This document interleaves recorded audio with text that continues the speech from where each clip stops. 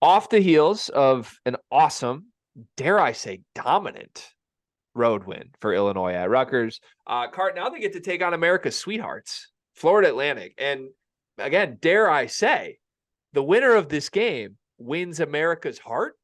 Can Illinois be America's sweethearts if they beat Florida Atlantic on a neutral on Tuesday? I'd be kind of scared if Champaign is America's sweetheart team Wow. because they'll be ready. They'll be ready for the great moments when the family's all together. They weren't there. They weren't there when Matthew Meyer was drinking 9 monsters. They were not there. I think there were segments of America that really gravitated toward Illinois last year. Like, America loves drama. America loves reality television. And for that reason, that's why we fell in love with Illinois years ago. But this year's team is not really much drama, maybe no drama. They're just good basketball and a together team that is hooping right now. The same can be said for Florida Atlantic, though, which should scare Illinois a little bit. Let me start by asking you this. Illinois' toughest opponent thus far has been Marquette. Is Florida Atlantic the best team that Illinois has faced this season? No, I still think Marquette is better than Florida Atlantic. So you're not all the way there on Florida Atlantic then? I am. I think they're really good. I just think Marquette's a top 5 team in the country. Still? Yeah. After the Kohl Center voodoo too? You and I after knowing Michigan beat them?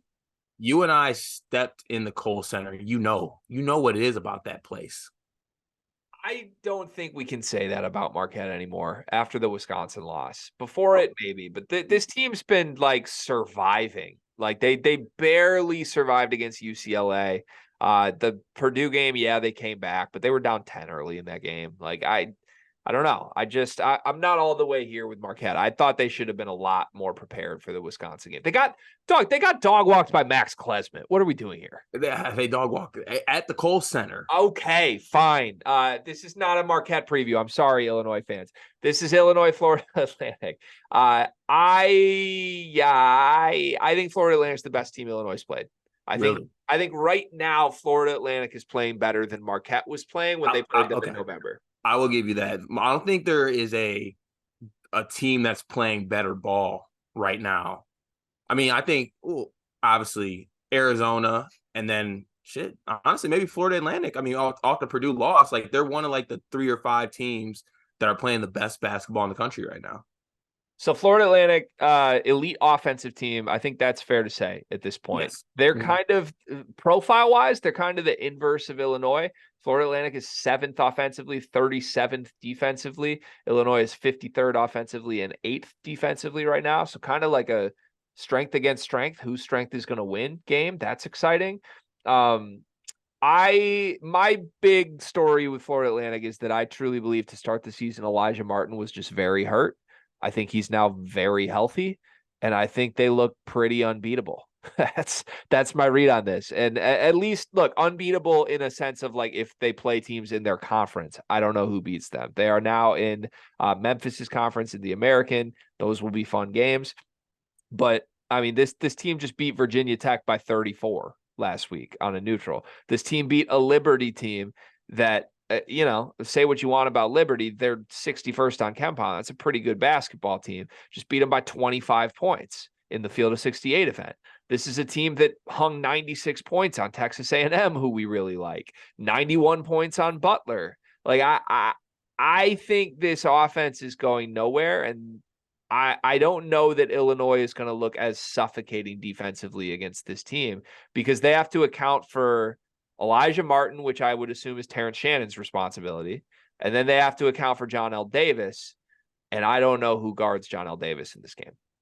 Yeah, that's interesting to me because, Illinois, like we stated, and you've mentioned many times, they're like one of the best defensive teams in the country by any metrics you look at. And it's going to be interesting what Brad is going to do with the matchups on this, because if I'm looking at it, like, does Ty Rodgers get the John L. Davis assignment? It'll be interesting to see kind of what the matchups are going to look like in this game. Obviously, it's on a neutral court. I believe it's at Madison Square Garden. so there won't be any really home advantage necessarily. And I think this is kind of just an evenly matched game, in my opinion, to be honest with you. I mean, you have Elijah Martin and Terrence Shannon Jr., two of the better wings in the country, both playing great basketball. Elijah Martin's been looking healthy as of late and looking like the player that everyone thought he was going to be kind of coming into this season. So do those two guys cancel each other out? I don't know. I don't think they do. I think one of those guys wins the matchup, and I honestly think that decides the game in my eyes, to put it simply. Martin or Shannon? I think that it's going to come down to Martin or Shannon who's going to step up, and I think it's going to be Shannon, and I think Illinois is going to win the basketball game. Yeah, I was going to say, if that is what decides it, then I think that bodes really well for Illinois. I like that. I'm with you. And the more I talk this through, so I think they'll put Ty Rodgers on John L. I think, at least from the starting group. Obviously, Illinois sprinkles guys in and out. Harmon will get some time on him. But the more I think it through, I think Ty Rodgers can make it tough on John L. Like, John L's a big, like, I'm going to shoot a bunch of threes guy. And he's not going to be able to shoot over Ty. So you might lose Ty on some help side stuff if you're trying to stick to Davis. But if you can limit some of Davis's attempts, I think that bodes really well. The thing with Florida Atlantic, though, is like they really are insanely good at shooting. Like they just have a bunch of guys who can make a bunch of threes any given game. They still don't even have Nick Boyd right now, but like Greenlee's making shots now that he's back in the lineup. Davis is shooting 45% from three on the season. Elijah Martin's at 36%. Weatherspoon's at 39%. There's not a lot of guys that on the floor that aren't threats for Florida Atlantic at any time. So it will be a test of Illinois' connectivity defensively. The one guy we haven't mentioned, I think, is actually the biggest mismatch in this game, one way or the other. Vlad Golden is huge. He's 7'1". He's good, by the way. Like this would be good to do the whole Zach Edey, is he just big or is he good thing. Vlad Golden's both big and good. That's my read on it. What's your breakdown of Golden's game? I mean, he's not what people look at him and I think. And I don't mean this in a bad way, but you look at Vlad Golden and you look at like just how you would see like, okay, he's 7 foot. I'm not scared of that guy. He catches everything. He has great hands. He finishes everything. He protects the rim, and he also just cleans up everything at the basket. Like when FAU does miss, they have him down there grabbing it, tipping it out, like doing things, getting the ball. He's very active. He finishes everything. He is really, really, really good. And it's not all in Coleman in this game. Because you know what, Gregory? It's time. It's not a Dane game, but Dane needs some minutes. Golden doesn't want to see Dane. He ain't been in the danger zone yet. He has 5 fouls. I'm just saying. So you're definitively saying this is a Dane game? In my eyes, yes. Well, but you just said it's not a Dane game, but it's time. So does that mean it is a Dane game or it's not a Dane game? If Coleman is... Obviously, I don't think Coleman's 100%. And if Coleman is struggling with Golden, it's Dane time. It's time, like, like break this glass in case of emergency. Underwood, bang, Dane, get out there. In your world, it's never not Dane time, though. Like, I think you've said it's Dane time in every Illinois preview this season. Everyone. And every single one, he ends up playing like 8 minutes. It's not fair, man. Not fair. For the record, I don't think this is a Dane game because I don't think Dane's blender of post moves that he has work against a 7'1" guy. Work against everybody. They do work against anybody. I don't think Brad Underwood is going to view this as a Dane game. And like if Dane is on the floor, yes, he has 5 fouls. I think that's the only way Dane stops Vlad is using those 5 fouls. While we're talking about mismatches, though, can we talk about how Damask might have a height advantage of whoever's guarding him? Of course we can. I love this thought process from you. Elijah Martin on Terrence Shannon. John L. Davis. Okay, John L. Davis might guard Damask, but even if it's that, John L. Davis is 6'4". Damask is like a legit 6'8". I think there will be a mismatch in this case. Everyone on this Illinois roster's height keeps rising every time. They're all tall. They're all tall. You've gone for like Luke Goody's going to be 6'9" when you mention him in a second. Damask is 6'8". He's soon to be 6'10". Like every time we come on here, everybody grows an inch in your mind. It's hilarious to me. I think you're right though. I think hopefully Damas can string 2 straight games together. I think the Rutgers game was like pretty clearly Illinois' wings are bigger and stronger than who some of Rutgers' wings are. Florida Atlantic feels the same. Like, you've got to have, if Martin's going to be on Shannon, you have to have some other guys with size step up and make shots and be productive. And I think that would start with certainly Damask. You could also put Guerrier in that conversation. You could also put Luke Goody in that conversation. All these guys are tall. They need to make shots. Here's my biggest fear for Illinois in this game. I think Brad is not going to try and play Dane because he's going to correctly realize that Golden would just go right through him, and just not a game that Dane can bully ball him. So he's going to try and lean heavy on Coleman. I don't think Coleman's healthy. Neither do you. We're not saying that because we have any info into this. I honestly, it's been like whispers on that from anyone that I've talked to. That's not great. Just from the eye test of their win over Rutgers, I think Coleman is very far from his 100% self.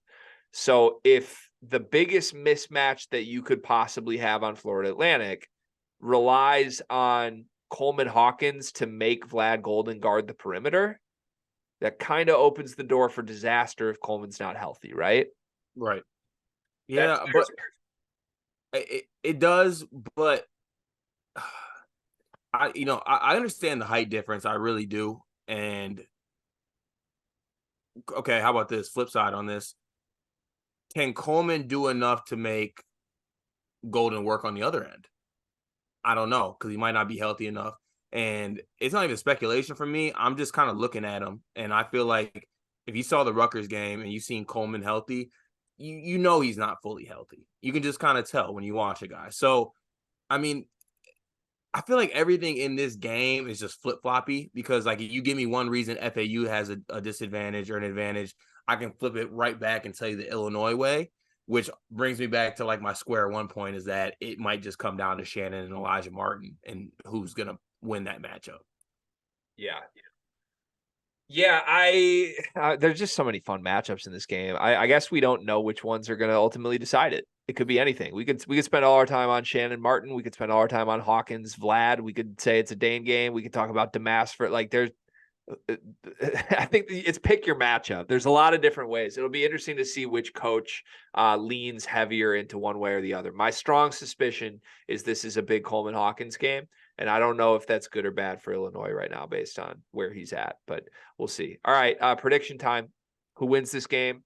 What's the score? What do you think? You're bad. You're bad asking me about numbers and scores here, but I'm gonna give it a go here. I think Illinois wins this basketball game, and I think they win it. 70. Damn. I'm gonna go 78 to 74. Okay. Ken Pom has 75-74. Are you suddenly aligned with Ken Pom? I've been dangerously a Pomeranian this year. Not the dog, but the Ken Pom follower, and it scares me. All right. I think Illinois wins this game. I think this game is a classic. I think this is like a final possession type game. In fact, oh boy. Oh, I hate what I'm about to do. I hate it. I'm just realizing live. I didn't plan this. I'm literally, this is my live reaction to me realizing what I'm about to do. And I know I'm gonna get shit for this. We're at the Illinois overtime win over Texas point of the season right now. That's what this game is. That's when it went south. That's what this game is.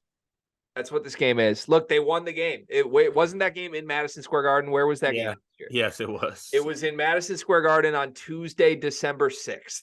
And Illinois stormed in and beat Texas 85-78 in overtime and put themselves on the map against a team that everyone, I think at the time, Texas was like number 2 in the country or something crazy. Like that was an, oh my God, look how good Illinois game is.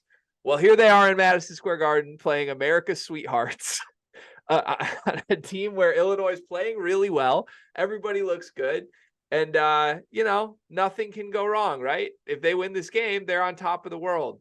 I'm not predicting what'll happen next, but how many minutes did DGL play last game? I don't think he checked in. He didn't play last game against Rutgers, right? No, I don't think so. No. Over under 1 minute for DGL in this game. Under. I'll take the under 2. So let's just hypothetically say Illinois gets a great win against Florida Atlantic in Madison Square Garden, and the camera pans to the bench with 2 minutes left and a certain guy still in warmups.